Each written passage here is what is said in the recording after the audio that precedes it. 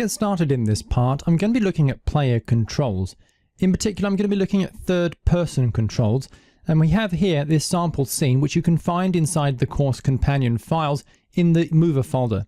So we have this scene open here, and inside this scene, which is this test environment we can have here, you can see that we have this capsule object. In fact, I'm going to select the capsule object and I'm going to name this to player.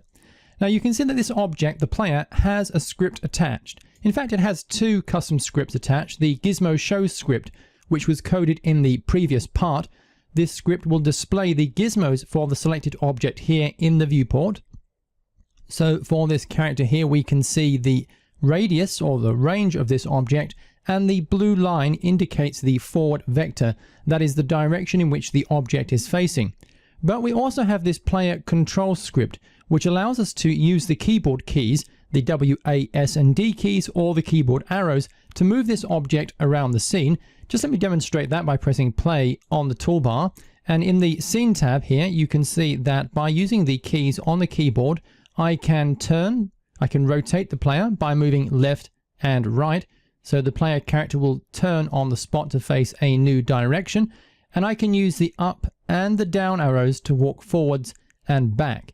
And using this combination of controls, I have the ability to move the player character anywhere in the scene, and things are looking absolutely fine. However, there is a problem that I will come back to in just a moment. But to demonstrate how this code achieves this effect here, I'm going to go to MonoDevelop and take a look at the code that gets us to this result.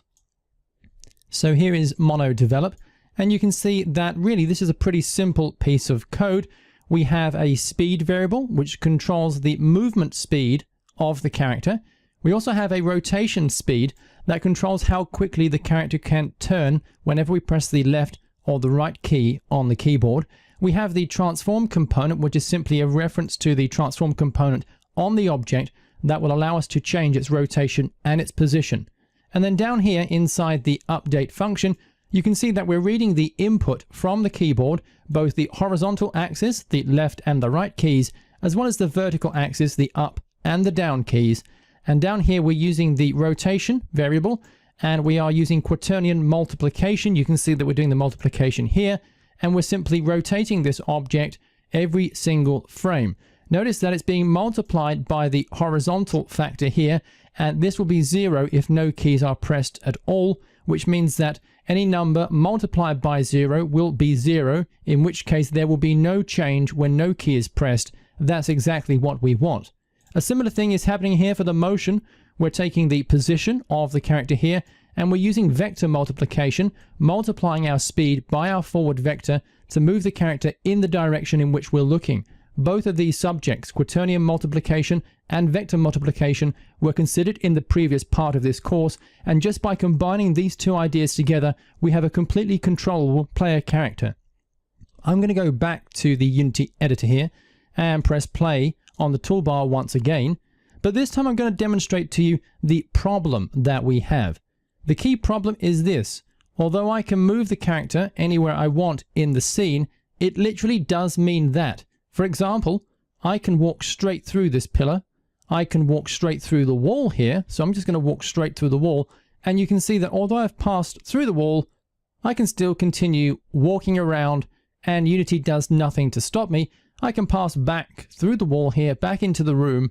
And in fact, I can raise the character up in the scene, way up here, and still move them around as though there were no gravity at all. Unity does nothing to stop me. It simply doesn't care. I can just walk through solid objects. You can see the transform component here is simply changing the values as the multiplication is occurring. So the key problem is that by using the transform component to set the rotation and the position of player characters, there's no validation over our position. The transform component allows us to set the position of an object to anywhere we want in the scene, and it doesn't check if physical objects are in the way at all. It will do nothing to collide. It will do nothing to stop one object passing through another. Now, typically for player characters, we don't want that.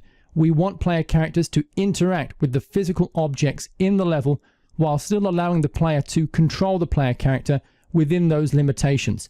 In the next movie, we're going to look at how we can start doing that.